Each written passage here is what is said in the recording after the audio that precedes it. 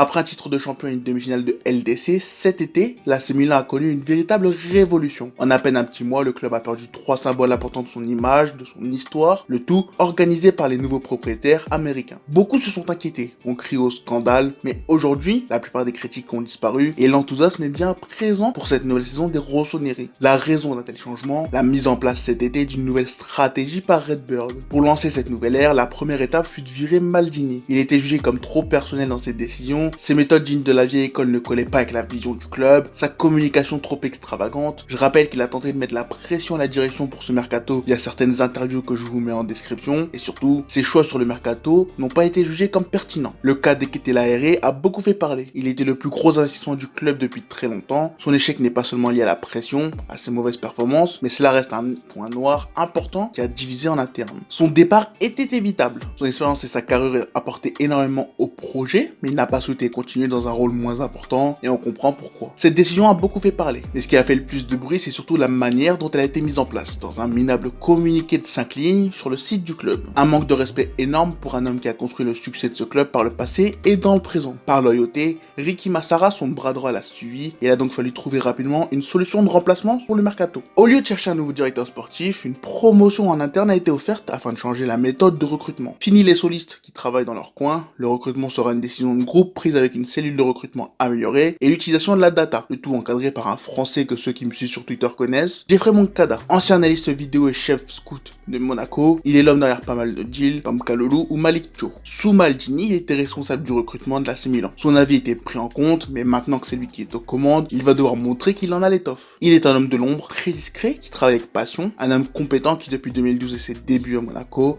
n'a pourtant donné qu'une petite poignée d'interviews ou de sorties médiatiques. Il a une méthodologie intéressante. Pour lui, il faut que l'équipe de recrutement, lorsqu'elle propose un joueur, puisse répondre au maximum de questions sur son profil et sur la personne qu'il est. Très souvent, le joueur est suivi depuis longtemps par plusieurs scouts qui l'ont observé à travers différentes étapes de sa carrière. Les datas le concernant confirment qu'il colle à ce que le club cherche et un contact a déjà eu lieu pour se renseigner sur l'homme, que ce soit via ses coachs ou sa famille. Recruter un joueur et le lancer directement n'est pas la solution. Il faut absolument l'aider à s'en arriver, l'intégrer lui et sa famille dans le groupe, dans la ville, les aider au maximum pour mettre le joueur dans les meilleures conditions. Un vrai accompagnement nécessaire, que ce soit physique, psychologique et même dans la nutrition pour mettre en place un contexte parfait à son intégration. Avec Furlani, ils sont les deux à la tête du recrutement et les débuts en tant que remplaçant de Maldini sont assez compliqués au vu de la transition en cours, mais aussi du contexte. Et bien évidemment, leur première décision, celle de vendre Tonali, n'aide pas. Le budget de base pour cet été était très resserré, autour des 40 millions, et le chantier est important. Trop important pour le régler avec aussi peu de moyens. L'intérêt Newcastle pour Tonali tombe donc au bon moment. Très vite, un accord est trouvé et le Rossoneri devient la plus grosse vente d'un joueur italien. C'est un sacré coup économique, son départ fait mal, mais contrairement à Maignan, Hernandez ou Leao, il n'est pas considéré comme invendable. Sa vente fait aussi mal en termes d'image. Sportivement, il était l'un des rares Italiens de l'effectif, il représentait le futur de Milan et la direction a pris la décision. Avec cette vente, le budget mercato est amélioré et le recrutement pour améliorer l'effectif peut commencer. Pour son premier mercato, Moncada fait une vraie masterclass. Il réussit à corriger la quasi-totalité des défauts que le club présentait depuis 2 ans, le tout avec des profils de joueurs qui correspondent à des critères sportifs, économiques, contractuels précis. La quasi-totalité des nouveaux sont des jeunes en dessous de 24 ans, achetés autour des 20-25 millions, dans un transfert accessible, en accord avec la nouvelle grille salariale et qui s'imbrique au jeu de Pioli. À part Luca Romero qui est bien connu depuis ses débuts en Liga,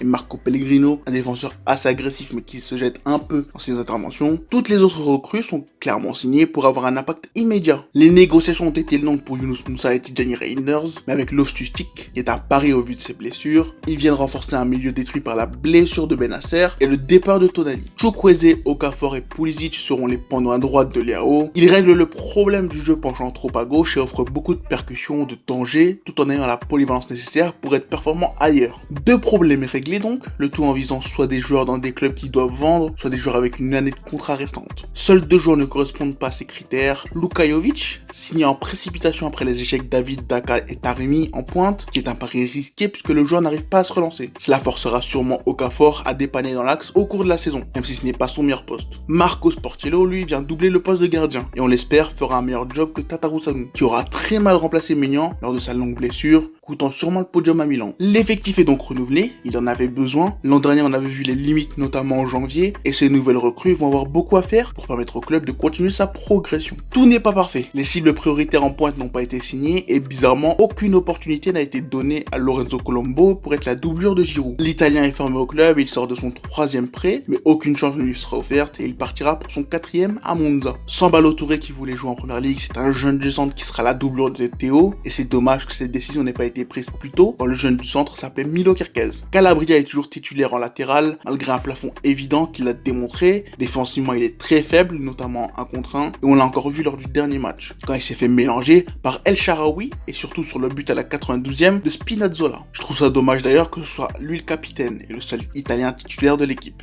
Mais malgré ces problèmes, on sent que Milan a un projet, a des idées et avance dans la bonne direction pour les mettre en place, de manière efficace. Financièrement, l'AC Milan est dans le vert. C'est une énorme réussite qui fera plaisir à ceux qui se rappellent de la galère connue sous l'ancien propriétaire chinois. Aucun joueur n'a été vraiment surpayé, la grille salariale a été respectée, augmentant à peine les dépenses salariales. Mais surtout, on a beaucoup salué le côté des arrivées, géré par Moncada et son équipe, mais côté départ, là aussi on peut parler d'un excellent travail. C'est simple, seul Macha Kadara ne sera pas vendu.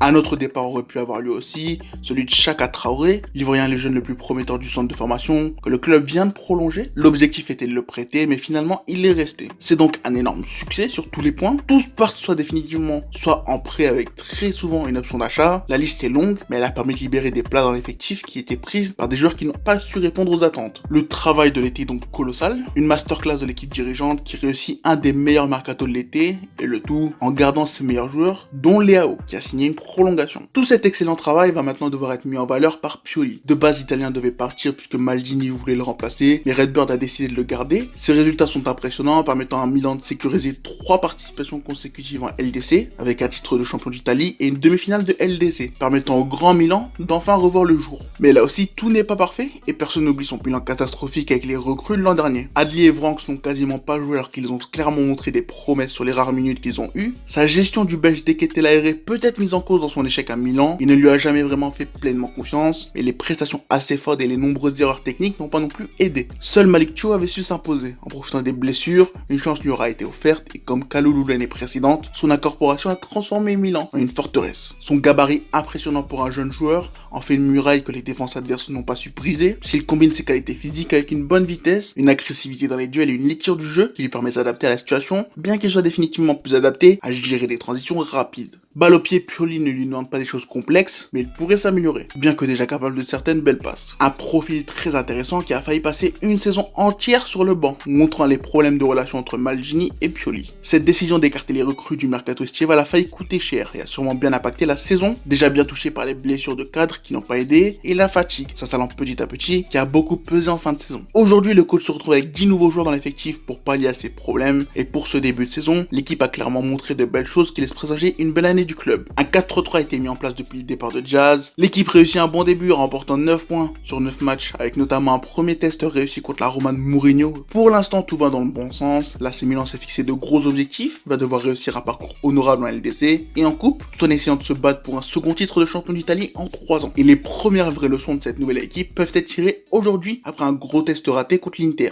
Les Nerazzurri ont pour la 5e fois sous Pioli remporté le match, une 5e humiliation qui commence à sérieusement énerver les supporters. Un duel pour le trône de Serie A perdu qui montre encore que Pioli, malgré toutes ses réussites, n'est pas parfait. L'an dernier déjà son jeu était indigne de Milan, il bridait ses joueurs, mais ses erreurs ont été sauvées par un Rafael Leao déchaîné. Perso, j'ai du mal à me positionner. Je pense que c'était une erreur de le prolonger, je pense qu'il aurait fallu profiter de tous ces changements pour remplacer le coach, mais c'est aussi bien que Pioli est une chance de rédemption. Son parcours européen a sûrement beaucoup pesé dans la décision, à voir s'il saura réitérer l'exploit. Dans tous les cas, le chemin pris avec l'exploitation d'une cellule de recrutement, d'analyste vidéo chapeauté par Moncada, est très intéressant à suivre. Et c'est sûr qu'on en reparlera avant la fin de l'année. Pour finir cette vidéo, on sait que Milan est dépendant des ventes pour être actif sur le mercato. Les revenus commerciaux sont en augmentation et la situation s'améliorera lorsque le problème lié au stade sera réglé. Mais je pense que l'été prochain, pour sécuriser celui qui permettra de régler le problème en pointe, c'est-à-dire le Canadien Jonathan David, ce sera Fikayo Tomori qui sera sacrifié pour financer le transfert. Une arrivée qui me paraît évidente, mais qui pourrait changer si d'autres opportunités se présentent. Et si Lille continue de demander autant alors qu'il n'aura qu'une seule année de contrat. Maintenant, Pioli a beaucoup à prouver. Est-ce que la défaite contre l'Inter était un accident de parcours ou est-ce que cela montre les limites de son jeu?